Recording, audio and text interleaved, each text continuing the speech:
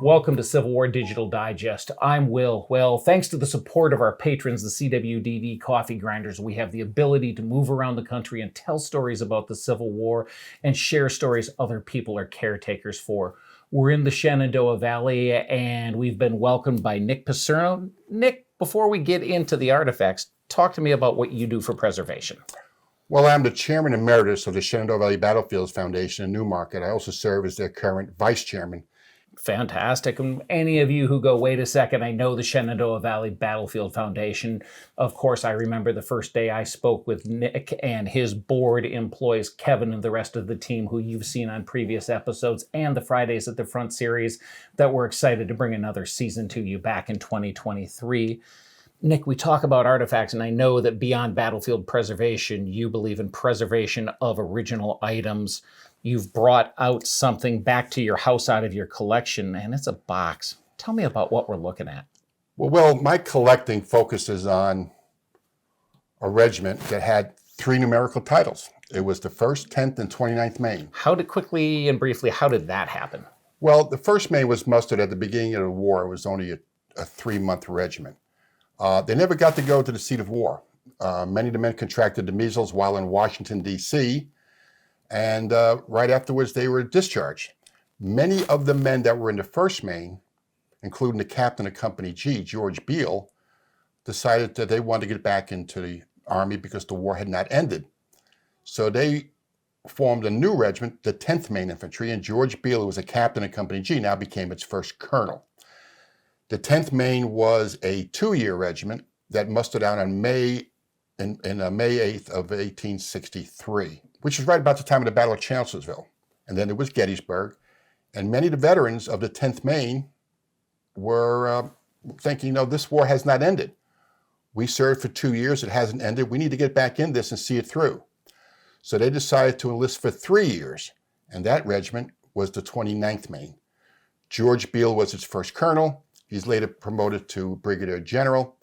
And George H. Nye, who was the captain of Company K, becomes the colonel of the 29th Maine. And they serve until the end of the war, thinking they're going to be able to go home in April of 1865. But they signed 3-year papers. So they were sent to Darlington and Florence, South Carolina, where they were the Army of Occupation, helped with the Freedmen's Bureau, and they were not mustered out until June 21st of 1866.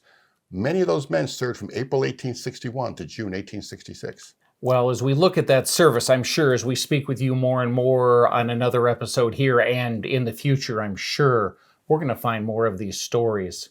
What's the story of this little box? This box was located in Louisiana during the Red River Campaign by the adjutant of the 29th Maine, whose name was John Meade Gould.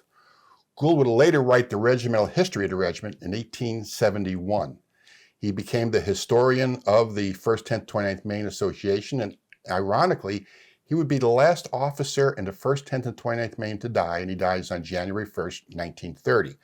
He sees a number of people around a house, and they're removing items. So he went to go look inside the house to see what they were taking, and he came across this pine box. And he removed it from the house and he brought it back to his camp. The box is actually a music box. Wow. And he would write in the music box, he would say, Avoyelles, Louisiana, Marksville, May 15th, 1864, the same day as the Battle of Newmarket here in Virginia. He kept this music box with him and he played it in camps for the men to enjoy the music. And he did that here in the Shenandoah Valley during the 1864 Shenandoah Valley campaign. He writes about it. He does not return the music box to Maine until April 6, 1865. So we've got a wonderful quote that you're providing for us. Let's listen to him talk about finding this music box. The house was deserted. So Dr. Day, my servant, and myself went in and found it completely gutted, as is usual in every house deserted by the inhabitants. It was not a rich man's house, but everything they had was torn down and strewn over the floor. Men's, women's, and children's clothing was mixed with the pots, kettles, and chairs. Swill was spilled over the floor, and the whole sight was truly awful. Amongst the stuff was a music box, which I was wicked enough to take myself, knowing very well that if I didn't, someone would, and the story I heard of the condition of the house an hour after my visit confirmed me in this idea. As we've listened to Gould write home about his intentions and what he did taking this music box, what are your thoughts about this staying in his collection post-war? Well, John Meade Gould absolutely cherished his time in the 1st, 10th, and 29th Maine. As I said, he wrote the history. He became the regiment historian. The newspapers in Portland would write about him often, about his exploits during the American Civil War.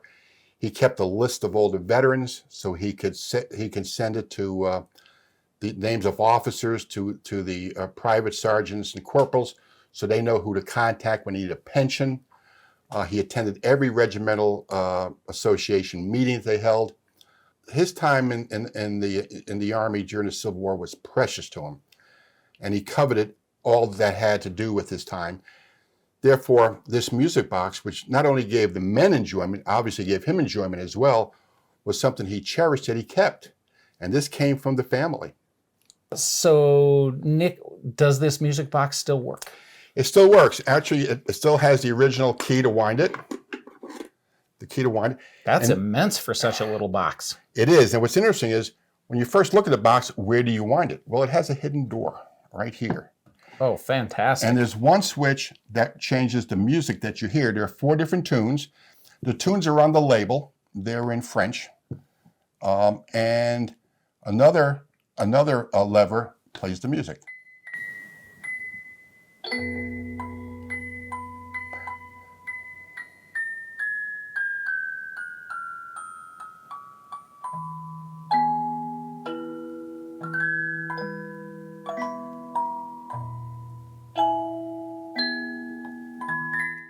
Wow. So effectively, you're hearing the same music that they heard here in 1864. That is magnificent. And this is something that brought a moment of home to the fellas in the camp here in the Shenandoah Valley. It did. And as you know, the majority of time soldiers spent during the American Civil War spent in camp. Mm-hmm. So this would give them enjoyment, something to listen to. It certainly predates the phonograph. They would listen to it. He would play it in the camp. And the members of the regiment from time to time would seek the enjoyment of listening to the music. The thing that strikes me here is we've done episodes with John Connors, the 73rd Ohio Brass Band, and we're doing stuff with other pieces of field music. You have fife, you have drum, you have brass band, you might have somebody with a violin or a banjo. To me, this is something so different that it's novel, and different often is good for the sake of different in camp.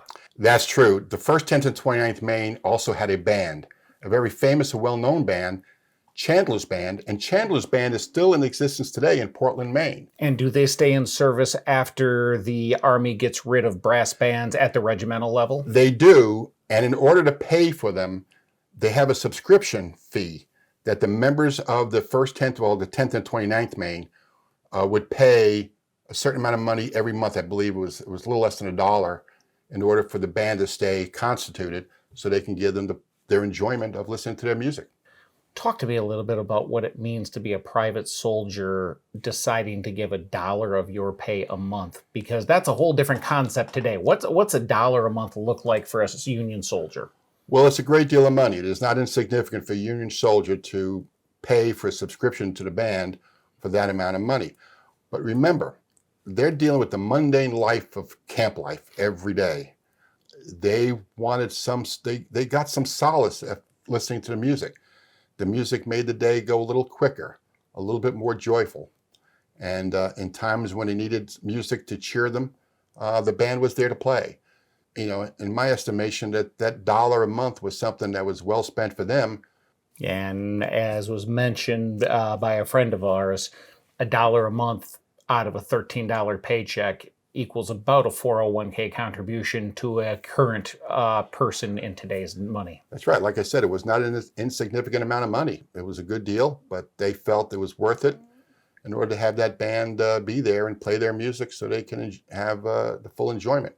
That's wonderful. Well, we come back to things, and I've got to say, Nick, Thank you for pulling something so precious like this out and bringing it back to your house to share it with us. Well, you're very welcome. I was glad to do it. This is magnificent. Well, I will say this, folks. We talk about connection in the Civil War. I'm tearing up sitting here knowing that I'm listening to something that soldiers in the Shenandoah Valley during Sheridan's Valley campaign listened to as a way to get away from the horrors and the boredom that are the war front and bring us back to a place where we all want to get to home. That's a connection. That's a little bit of history. Thank you for spending your time with Civil War Digital Digest. We'll see you down the road.